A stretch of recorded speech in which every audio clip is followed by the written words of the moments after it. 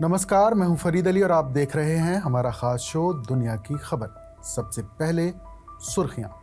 Iran ने Israel पर दागी 30 मिसाइलें, तेल अवीव में स्टॉक एक्सचेंज, बीरशेबा में एक अस्पताल समेत कई जगहों पर निशाना, 176 लोग हुए घायल। तो वहीं इजरायली हमले में अब तक 639 ईरानियों की मौत। इजराइल ने ईरान के सुप्रीम लीडर अली खामनेई को कहा मॉडर्न हिटलर। रक्षा मंत्री इजराइल काट्स बोले उनके जैसे तानाशाह को जीने का हक नहीं। ऑपरेशन सिंधु के तहत ईरान से रेस्क्यू किए गए 110 भारतीय छात्र दिल्ली पहुंचे, कहा वहां हालात खराब होते जा रहे हैं। सभी मेडिकल स्टूडेंट आर्मेनिया के रास्ते लाए गए। अमेरिकी प्रेसिडेंट डोनाल्ड ट्रंप की पाकिस्तान आर्मी चीफ से बंद कमरे में हुई मुलाकात। जनरल आसिम मुनीर बोले अमेरिकी राष्ट्रपति को नोबेल प्राइज मिलना चाहिए, उन्होंने भारत पाकिस्तान संघर्ष रुकवाया। 3 साल से यूक्रेन के साथ जंग लड़ रहे रूस में मंदी, आम लोगों के लिए हालात हुए मुश्किल, 2.5 गुना तक महंगे हुए आलू प्याज। इकोनॉमी मिनिस्टर बोले देश मंदी के करीब। एलन मस्क के स्टारशिप में टेस्ट के दौरान हुआ धमाका, दूर दूर तक फैली लपटें और धुआं, हिल गईं आसपास के घरों की खिड़कियां। अमेरिकी स्टूडेंट वीजा हासिल करने के लिए अब सोशल मीडिया पब्लिक करना जरूरी, अधिकारी करेंगे आवेदन करने वालों की पोस्ट और मैसेज की जांच। और अब आज की खास खबर। आसिम मुनीर 5 दिन के अमेरिकी दौरे पर हैं। बुधवार को अमेरिकी राष्ट्रपति डोनाल्ड ट्रंप व्हाइट हाउस में आसिम मुनीर से मिले, एक साथ दोपहर का खाना खाया। इससे पहले भारत के प्रधानमंत्री नरेंद्र मोदी की प्रेसिडेंट ट्रंप से फोन पर तकरीबन 35 मिनट तक बातचीत हुई। पीएम मोदी G7 समिट में शामिल होने कनाडा गए थे। डोनाल्ड ट्रंप भी इस समिट में शरीक हुए थे, मगर वो पीएम मोदी के कनाडा पहुंचने से पहले ही अचानक वॉशिंगटन लौट गए। अब एक तरफ व्हाइट हाउस में लंच पर डोनाल्ड ट्रंप से जनरल आसिम मुनीर की मुलाकात को काफी अहम माना जा रहा है, तो वहीं पीएम मोदी और ट्रंप के बीच हुई बातचीत भी चर्चा में है। पीएम मोदी और ट्रंप की बातचीत का ब्यौरा देते हुए भारत के विदेश सचिव विक्रम मिस्री ने कहा, राष्ट्रपति ट्रंप के अनुरोध पर बुधवार को दोनों नेताओं की बातचीत हुई। पीएम मोदी ने ट्रंप से कहा कि 22 अप्रैल के बाद भारत ने आतंकवाद के खिलाफ कार्रवाई का कड़ा संकल्प पूरी दुनिया के सामने रख दिया है। लोग सवाल उठा रहे हैं कि आसिम मुनीर का खुद पाकिस्तान के लोग अमेरिका के अंदर खुला विरोध कर रहे हैं, उसके साथ ट्रंप लंच क्यों कर रहे हैं। हालांकि अंतर्राष्ट्रीय मामलों के एक्सपर्ट ट्रंप के इस कदम के पीछे एक खास एजेंडा देख रहे हैं, और वो है ईरान, जो अभी इजराइल के साथ जंग लड़ रहा है। दोनों के बीच ये बैठक ऐसे वक्त पर हुई है जब अमेरिका मिडिल ईस्ट में जारी संकट को खत्म करने की कोशिश कर रहा है। ट्रंप ने लंच पर जनरल आसिम मुनीर से मुलाकात करके एक बार फिर से पाकिस्तान के प्रधानमंत्री शहबाज शरीफ को नजरअंदाज करते हुए मुनीर की रेटिंग बढ़ा दी है। वहीं इस लंच से ये भी साफ हो गया है कि कहीं न कहीं पाकिस्तान में सेना का ही सिक्का चलता है और सरकार बस दिखावे की है। आसिम मुनीर लंच के लिए व्हाइट हाउस पहुंचे, फिर ट्रंप के साथ उनकी काफी देर बातचीत हुई। अमेरिकी प्रेसिडेंट डोनाल्ड ट्रंप ने पाकिस्तान के आर्मी चीफ से अपनी मुलाकात पर कहा कि मैंने उन्हें यहां इसलिए बुलाया क्योंकि मैं उन्हें युद्ध ना करने और इसे खत्म करने के लिए धन्यवाद देना चाहता था। पीएम मोदी कुछ समय पहले ही यहां से गए हैं। हम भारत और पाकिस्तान के साथ व्यापार समझौते पर काम कर रहे हैं। मैं बहुत खुश हूं। 2 बहुत ही समझदार लोगों ने युद्ध जारी ना रखने का फैसला किया।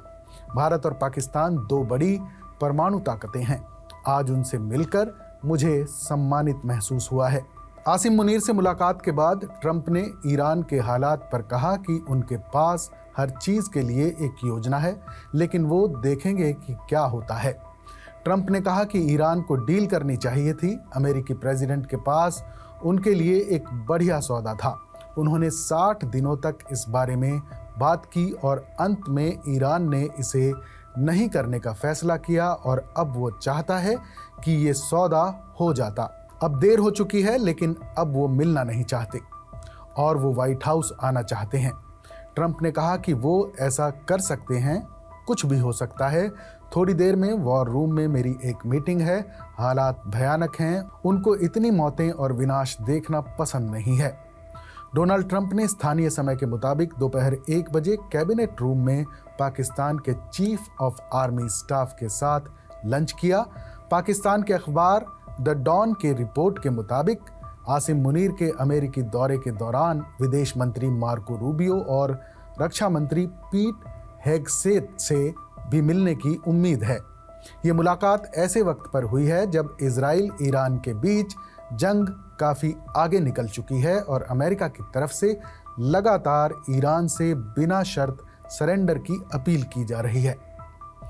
जनरल आसिम मुनीर की इस यात्रा से पहले विवाद हुआ तो अमेरिका की तरफ से कहा गया था कि ये यात्रा 14 जून को अमेरिकी सेना की 250वीं वर्षगांठ के समारोह से जुड़ी हुई नहीं है।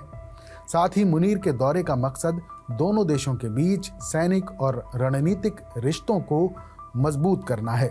मुनीर की अमेरिका यात्रा के दौरान शनिवार दोपहर को कई पीटीआई समर्थक पाकिस्तानी दूतावास के बाहर जमा हुए और पाकिस्तान में अप्रतिबंधित लोकतंत्र की मांग करते हुए प्रदर्शन किया।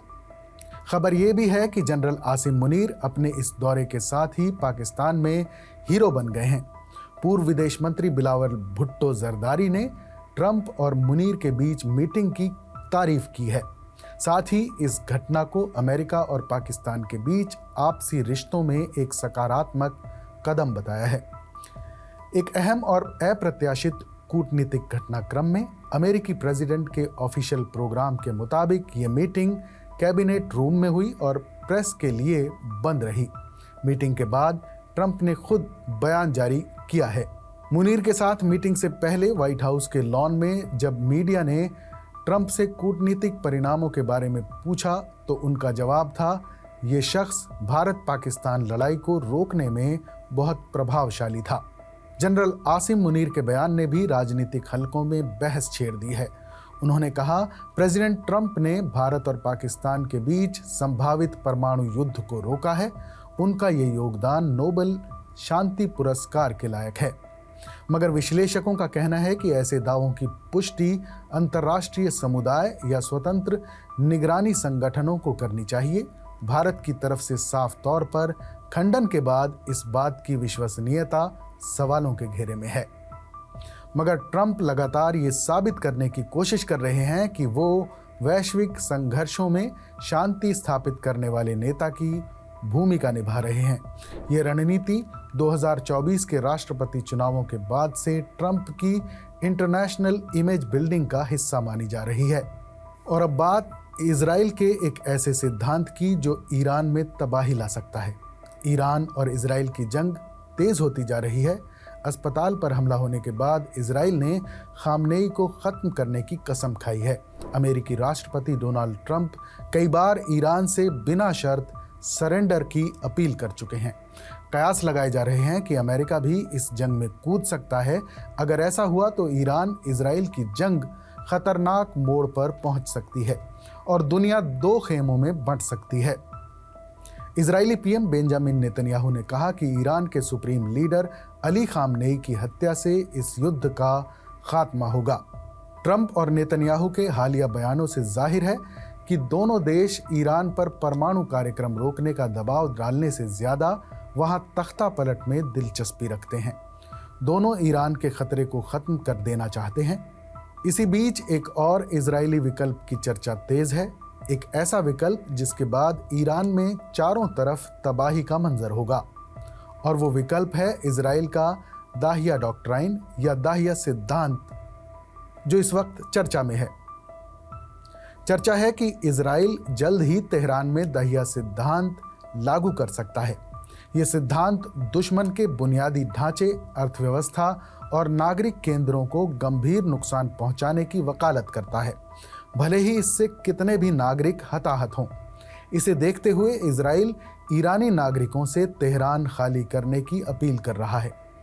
क्या है इजराइल का दाहिया सिद्धांत, अब ये भी जान लीजिए। दाहिया सिद्धांत इजराइल की एक सैनिक रणनीति है। इसमें भारी बल का इस्तेमाल किया जाता है।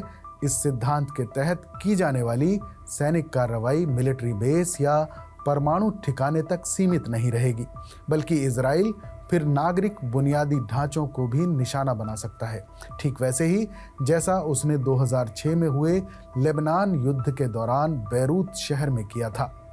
इसी वजह से दाहिया सिद्धांत को बैरूत शैली वाली जंग भी कहा जाता है। इजराइल का इसके पीछे सीधा मकसद होता है भविष्य के हमलों को रोकने के लिए दुश्मन का बड़ा विनाश करना और नागरिकों पर दबाव डालना, ताकि वो अपने ही देश की सेनाओं के खिलाफ हो जाएं। बीते दिनों जैसे अमेरिकी राष्ट्रपति डोनाल्ड ट्रंप ने तेहरान के नागरिकों से शहर को खाली करने की अपील की, उससे ये आशंका और ज़्यादा बढ़ गई है कि पीएम बेंजामिन नेतन्याहू दाहिया सिद्धांत को लागू कर सकते हैं। हालांकि इजराइल का ये सिद्धांत जिनेवा कन्वेंशन जैसे अंतर्राष्ट्रीय कानून का उल्लंघन है, जो ये कहता है कि युद्ध के दौरान नागरिकों की सुरक्षा और उनके साथ इंसानियत का बर्ताव किया जाना चाहिए। साथ ही नागरिकों और सैनिकों के बीच फर्क भी किया जाना चाहिए। तो वहीं बहुत से आलोचक कहते हैं कि दाहिया सिद्धांत नागरिकों को गैर कानूनी सामूहिक दंड देने के बराबर है। इजराइल ने कहां लागू किया है दाहिया सिद्धांत, अब ये भी आपको बता दें। इजराइल ने बार बार गजा में दाहिया सिद्धांत को हमास के साथ लड़ाई के दौरान लागू किया है। साल 2008 और 2009 में, साल 2014 में और फिर अभी जारी गजा युद्ध में बड़ी तादाद में आम लोग मारे गए हैं। इजराइल अगर ईरान में दाहिया सिद्धांत को लागू करता है तो वो बिजली ग्रिड, वाटर सिस्टम और संचार नेटवर्क को निशाना बना सकता है। इजराइल के पूर्व आर्मी चीफ और नेता गादी आइजनकोट और सीनियर मिलिट्री ऑफिसर गैबी सिबोनी का मानना है कि नागरिकों के बीच काम करने वाले नॉन स्टेट एक्टर के खिलाफ पारंपरिक युद्ध के कानून लागू नहीं होते हैं। आइजनकोट कहते हैं कि इस सिद्धांत का इस्तेमाल गजा में 2008 से लेकर अब तक हुए 4 युद्धों, खास तौर पर 2014 के युद्ध के दौरान किया गया है। उन 4 युद्धों में आईडीएफ के 350 सैनिकों और करीब 30 नागरिकों की मौत का बदला लेते हुए इजरायली सुरक्षा बलों ने करीब 5000 फिलिस्तीनियों को मार डाला था। साल 2014 के युद्ध में आईडीएफ के हमले में गजा का सबसे बड़ा और अहम बिजली घर नष्ट हो गया था। इसके अलावा गजा की तत्कालीन 18 लाख की आबादी में से करीब आधे लोगों को पानी की कमी का सामना करना पड़ा था। लाखों लोगों को बिजली नहीं मिल पाई और सैकड़ों का कच्चा सीवेज भर गया था। अतीत को देखते हुए कहा जा सकता है कि इजराइल के लिए एक बार फिर से दाहिया डॉक्ट्राइन को अपनाना मुश्किल नहीं होगा। ऐसे में नेतन्याहू की धमकी को हल्के में लेना ईरान की भारी भूल साबित हो सकती है। इजराइल को खुले तौर पर अमेरिका का साथ मिलता दिख रहा है।